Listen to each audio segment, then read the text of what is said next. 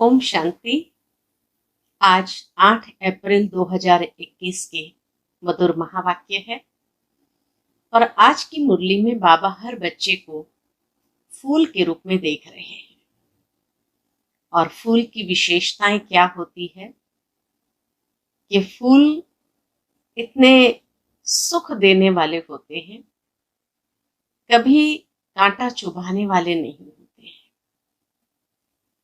तो बाबा कहे अपने आप को देखो कि हमारे में ऐसे कोई अवगुण रूपी कांटा तो नहीं है जो अनेकों को दुख दे रहा हो।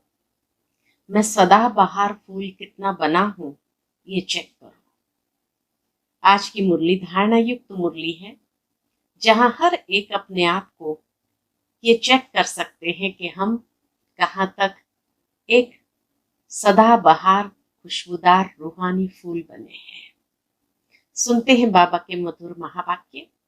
ओम शांति। मीठे बच्चे, तुम्हें फूल बन सबको सुख देना है। फूल बच्चे मुख से रत्न निकालेंगे। प्रश्न है, फूल बनने वाले बच्चों प्रति भगवान की कौन सी ऐसी शिक्षा है जिससे वह सदा खुशबूदार बना रहे? उत्तर है, हे मेरे फूल बच्चे। कितना प्यार से बाबा कहते हैं, हे मेरे फूल बच्चे, तुम अपने अंदर देखो कि मेरे अंदर कोई आसुरी अवगुण रूपी कांटा तो नहीं है। अगर अंदर कोई कांटा हो तो जैसे दूसरे के अवगुण से नफरत आती है, वैसे अपने आसुरी अवगुण से नफरत करो तो कांटा निकल जाएगा। अपने को देखते रहो, मनसा वाचा कर्मणा, ऐसा कोई विकर्म तो नहीं होता है जिसका दंड भोगना पड़े। ओम शांति। रूहानी बच्चों प्रति रूहानी बाप बैठ समझाते हैं। इस समय रावण राज्य होने कारण मनुष्य सब है देह अभिमानी, इसलिए उन्हों को जंगल का कांटा कहा जाता है। ये कौन समझाते हैं? बेहद का बाप, जो अब कांटों को फूल बना रहे हैं। कहां कहां माया ऐसी है जो फूल बनते बनते फट से फिर कांटा बना देती है। इसको कहा ही जाता है कांटों का जंगल। इसमें अनेक प्रकार के जानवर मिसल मनुष्य रहते हैं। है मनुष्य, परंतु एक दो में जानवरों मिसल लड़ते झगड़ते रहते हैं। घर घर में झगड़ा लगा हुआ है। विषय सागर में ही सब पड़े हैं। ये सारी दुनिया बड़ा भारी विष का सागर है। सारी दुनिया बड़ा भारी विष का सागर है, जिसमें मनुष्य गोते खा रहे हैं। इसको ही पतित भ्रष्टाचारी दुनिया कहा जाता है। गरुड़ पुराण में ऐसे चित्र दिखाए हुए हैं कि कैसे मनुष्य यातनाएं भोग रहे हैं, सजाएं भोग रहे हैं अपने कर्मों की। तो वहां पर भी ये दिखाया है कि कैसे समुद्र है, विष का सागर है और उसमें सब गोते खा रहे हैं। इसको ही पतित भ्रष्टाचारी दुनिया कहा जाता है। अभी तुम कांटों से फूल बन रहे हो। बाप को बागबान भी कहा जाता है। बाप बैठ समझाते हैं, गीता में है ज्ञान की बातें, और फिर मनुष्य की चलन कैसी है वह भागवत में वर्णन है। क्या क्या बातें लिख दी है। सतयुग में ऐसे थोड़ी कहेंगे। सतयुग तो है ही फूलों का बगीचा। अभी तुम फूल बन रहे हो। फूल बनकर फिर कांटे बन जाते हैं। आज बड़ा अच्छा चलते, फिर माया के तूफान आ जाते हैं। बैठे बैठे माया क्या हाल कर देती है। बाप कहते रहते हैं कि हम तुमको विश्व का मालिक बनाते हैं। भारतवासियों को कहते हैं, तुम विश्व के मालिक थे। कल की बात है, लक्ष्मी नारायण का राज्य था। हीरे जवाहरतों के महल थे, उनको कहते ही है गार्डन ऑफ अल्लाह। जंगल यहाँ है, फिर बगीचा भी यहाँ होगा ना। भारत स्वर्ग था, उसमें फूल ही फूल थे। बाप ही फूलों का बगीचा बनाते हैं। फूल बनते बनते फिर संग दोष में आकर खराब हो जाते हैं। बस बाबा, हम तो शादी करते हैं। फूल बनते बनते संग दोष में आए कि बस खराब हो जाते, तो बाबा को भी क्या कहते, बस बाबा हम तो शादी करते हैं। माया का भपका देखते हैं ना। यहाँ तो है बिल्कुल शांति। यह दुनिया सारी है जंगल। जंगल को जरूर आग लगेगी, तो जंगल में रहने वाले भी खत्म होंगे ना। वही आग लगनी है जो 5000 वर्ष पहले लगी थी, जिसका नाम महाभारत लड़ाई रखा है। एटॉमिक बॉम्ब्स की लड़ाई तो पहले यादवों की ही लगती है। वह भी गायन है। साइंस से मिसाइल्स बनाए हैं। शास्त्रों में तो बहुत कहानियां हैं। बाप बच्चों को समझाते हैं, ऐसे कोई पेट से थोड़ी मुसल्लादी निकाल सकते हैं। बाबा कहे, ऐसे कोई पेट से थोड़ी मुसल्लादी निकल सकते हैं। अभी तुम देखते हो साइंस द्वारा कितने बॉम्ब्स आदि बनाते हैं। सिर्फ 2 बॉम्ब ही लगाए तो कितने शहर खत्म हो गए। दूसरे विश्व युद्ध के दौरान जापान में सिर्फ 2 बॉम्ब 2 शहर पर लगाए तो कितने शहर उसके आसपास के भी खत्म हो गए। कितने आदमी मरे, लाखों मरे होंगे। अब इस इतने बड़े जंगल में करोड़ों मनुष्य रहते हैं, इसको आग लगनी है। तो इतना बड़ा जंगल है तो जरूर है आग तो लगेगी। तो इसलिए बाबा कहे, अब इस इतने बड़े जंगल में करोड़ों मनुष्य रहते हैं, इनको आग लगनी है। शिव बाबा समझाते हैं, बाप तो फिर भी रहम दिल है। बाप को तो सबका कल्याण करना है, फिर भी जाएंगे कहाँ। देखेंगे बरोबर आग लगती है तो फिर भी बाप की शरण लेंगे। बाप है सर्व का सदगति दाता, पुनर्जन्म रहित, उनको फिर सर्वव्यापी कह देते हैं। अभी तुम हो संगम युगी, तुम्हारी बुद्धि में सारा ज्ञान है। मित्र संबंधियों आदि के साथ भी तोड़ निभाना है। ये नहीं कि सन्यासी बन जाना है। बाबा कहे मित्र संबंधियों आदि से भी तोड़ निभाना है। उनमें है आसुरी गुण, तुम्हारे में है दैवी गुण। तुम्हारा काम है औरों को भी यही सिखलाना। मंत्र देते रहो। प्रदर्शनी द्वारा तुम कितना समझाते हो। भारतवासियों के 84 जन्म पूरे हुए हैं। अब आप आए हैं मनुष्य से देवता बनाने, अर्थात नरकवासी मनुष्य को स्वर्गवासी बनाते हैं। देवता स्वर्ग में रहते हैं। अभी अपने को आसुरी गुणों से नफरत आती है।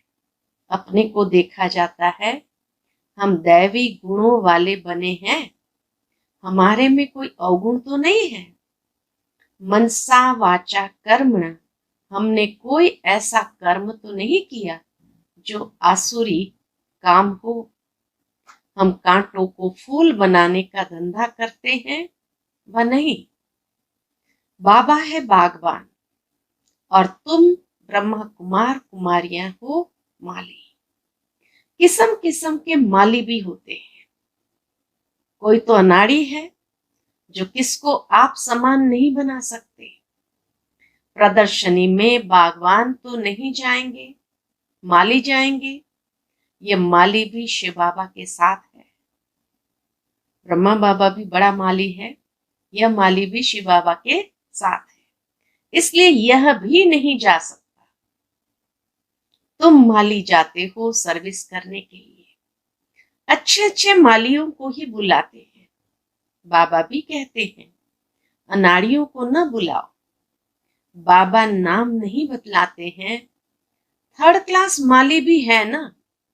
बागवान प्यार उनको करेंगे, इनको करेंगे जो अच्छे अच्छे फूल बनाकर दिखाएंगे। उस पर बागवान खुश भी होगा। मुख से सदैव रत्न ही निकालते रहते हैं।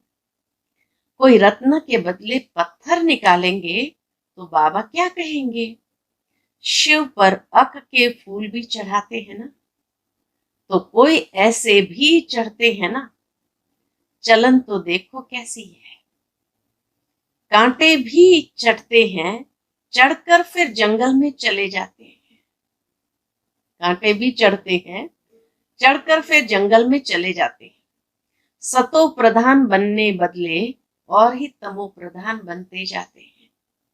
उनकी फिर क्या गति होती है? बाप कहते हैं, मैं एक तो निष्कामी हूं और दूसरा पर उपकारी हूं। पर उपकार करता हूं। किस पर? पर उपकार करता हूं भारतवासियों पर, जो हमारी ग्लानि करते हैं। बाप कहते हैं, मैं इस समय ही आकर स्वर्ग की स्थापना करता हूं। किसको कहो स्वर्ग चलो, तो कहते हैं स्वर्ग में तो हम यहाँ है ना, यही हमारे लिए स्वर्ग है। अरे स्वर्ग होता है सतयुग में, कलयुग में फिर स्वर्ग कहाँ से आया? कलयुग को कहा ही जाता है नर्क। पुरानी तमो प्रधान दुनिया है। मनुष्य को पता ही नहीं है कि स्वर्ग कहाँ होता है। स्वर्ग आसमान में समझते हैं। दिलवाड़ा मंदिर में भी स्वर्ग ऊपर में दिखाया है। नीचे तपस्या कर रहे हैं तो मनुष्य भी इसीलिए कह देते फलाना स्वर्ग पधारा। स्वर्ग कहाँ है? सबके लिए कह देते स्वर्गवासी हुआ। यह है ही विषय सागर। क्षीर सागर विष्णुपुरी को कहा जाता है। उन्होंने फिर पूजा के लिए एक बड़ा तालाब बनाया है, उसमें विष्णु को बिठाया है। अभी तुम बच्चे स्वर्ग में जाने की तैयारी कर रहे हो, जहां दूध की नदियां होगी। अभी तुम बच्चे फूल बनते जाओ। ऐसी कोई चलन कभी नहीं चलनी है जो कोई कहे यह तो कांटा है। हमेशा फूल बनने के लिए पुरुषार्थ करते रहो। माया कांटा बना देती है, इसलिए अपनी बहुत बहुत संभाल करनी है। बाप कहते हैं, गृहस्थ व्यवहार में रहते कमल फूल समान पवित्र बनना है। बागवान बाबा कांटों से फूल बनाने आए हैं। देखना है हम फूल बने हैं। फूलों को ही सर्विस के लिए जहां तहां बुलाते हैं। बाबा गुलाब का फूल भेजो। बाबा को लिखते हैं, बाबा गुलाब का फूल भेजो। दिखाई तो पड़ता है ना कौन कौन सा फूल है। बाप कहते हैं, मैं आता ही हूं तुमको राजयोग सिखाने। बाबा आते ही है राजयोग सिखलाने। यह है ही सत्यनारायण की कथा। सत्य प्रजा की नहीं है, सत्यनारायण की कथा है कि जिस सत्य कथा से नर नारायण बनते। सत्य प्रजा की नहीं है। राजा रानी बनेंगे तो प्रजा भी अंडरस्टूड बनेंगी। अभी तुम समझते हो राजा रानी तथा प्रजा कैसे नंबरवार बनती है। गरीब जिनके पास 2-5 रुपए भी नहीं बचता है, वो क्या देंगे? उनको भी उतना मिलता है जितना 1000 देने वाले को मिलता है। बाबा है ही गरीब निवास। गरीब जितना बाबा के यज्ञ में करते हैं तो बाबा कहे उनको इतना ही मिलता है जितना 1000 देने वाले को मिलता है। सबसे ज्यादा भारत गरीब है। किसको भी याद नहीं है कि हम भारतवासी स्वर्गवासी थे। देवताओं की महिमा भी गाते हैं परंतु समझ नहीं सकते। जैसे मेंढक ट्रा ट्रा करते हैं, बुलबुल आवाज कितना मीठा करती है। बाबा के पास भी साकार बाबा जब थे तो एक बुलबुल रोज बाबा के पास आते थे। बाबा उनको कुछ न कुछ अनाज के दाने खिलाते थे हाथ में। रोज बाबा के पास आती थी तो बाबा कहे, बुलबुल आवाज कितना मीठा करती है, अर्थ कुछ नहीं। आजकल गीता सुनाने वाले कितने हैं, माताएं भी निकली हैं। गीता से कौन सा धर्म स्थापन हुआ ये कुछ भी नहीं जानते हैं। थोड़ी रिद्धि सिद्धि कोई ने दिखाई तो बस समझेंगे यह भगवान है। गाते हैं पतित पावन, तो पतित है ना। बाप कहते हैं विकार में जाना ये नंबर 1 पतितपना है। ये सारी दुनिया पतित है, सब पुकारते हैं, हे पतित पावन आओ। अब उनको आना है व गंगा स्नान करने से पावन बनना है। बाबा कहे, पूछो पतित पावन को बुलाते हैं तो उनको आना है व गंगा स्नान करने से पावन बनना है। बाप को मनुष्य से देवता बनाने के लिए कितनी मेहनत करनी पड़ती है।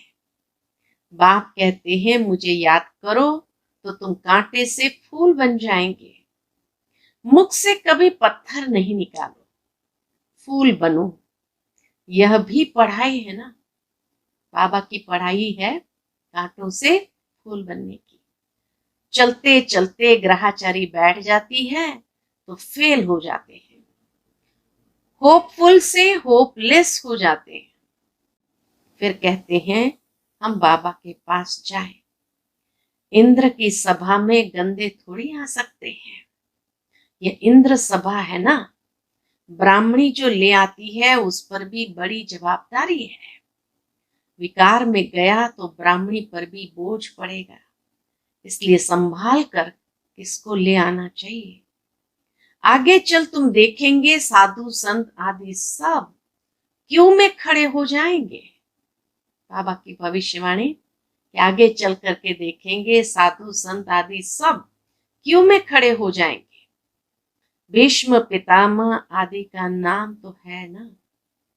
बच्चों की बड़ी विशाल बुद्धि होनी चाहिए। तुम किसी को भी बता सकते हो भारत गार्डन ऑफ फ्लावर था, देवी देवताएं रहते थे, अभी तो कांटे बन गए हैं। तुम्हारे में 5 विकार है ना। रावण राज्य माना ही जंगल, बाप आकर कांटों को फूल बनाते हैं। ख्याल करना चाहिए, अभी हम गुलाब के फूल नहीं बने तो जन्म जन्मांतर अक के फूल ही बनेंगे। बाबा कहे अंदर में ख्याल करना चाहिए, अभी हम गुलाब के फूल नहीं बने तो क्या होगा, जन्म जन्मांतर अक के फूल ही बनेंगे। हर एक को अपना कल्याण करना है। शिव बाबा पर थोड़ी मेहरबानी करते हैं, खुद का कल्याण करना है तो ये कोई शिव बाबा पर मेहरबानी नहीं है।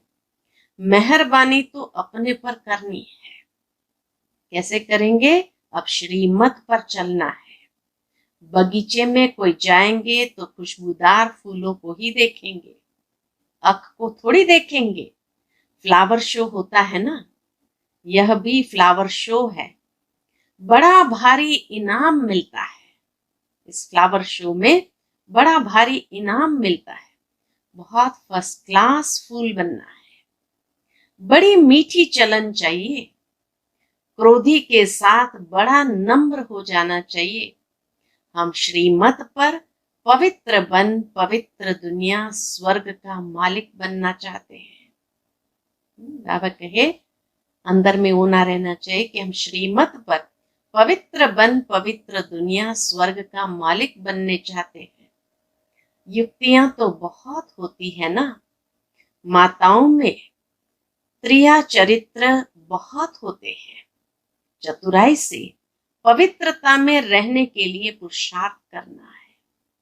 तुम कह सकती हो कि भगवान उवाच काम महाशत्रु है, पावन बनो पवित्र बनो तो सतो प्रधान बन जाएंगे। तो क्या हम भगवान की नहीं माने। युक्ति से अपने को बचाना चाहिए। विश्व का मालिक बनने के लिए थोड़ा सहन किया तो क्या हुआ, अपने लिए तुम करते हो ना। वह राजाई के लिए लड़ते हैं, तुम अपने लिए सब कुछ करते हो। पुरुषार्थ करना चाहिए, बाप को भूल जाने से ही गिरते हैं। फिर शर्म आती है, देवता कैसे बनेंगे। इसलिए बाबा कहे बाबा को कभी भूलो नहीं। अच्छा, मीठे मीठे सिकिलते बच्चों प्रति माता पिता बाप दादा को याद प्यार और गुड मॉर्निंग। रूहानी बाप की रूहानी बच्चों को नमस्ते।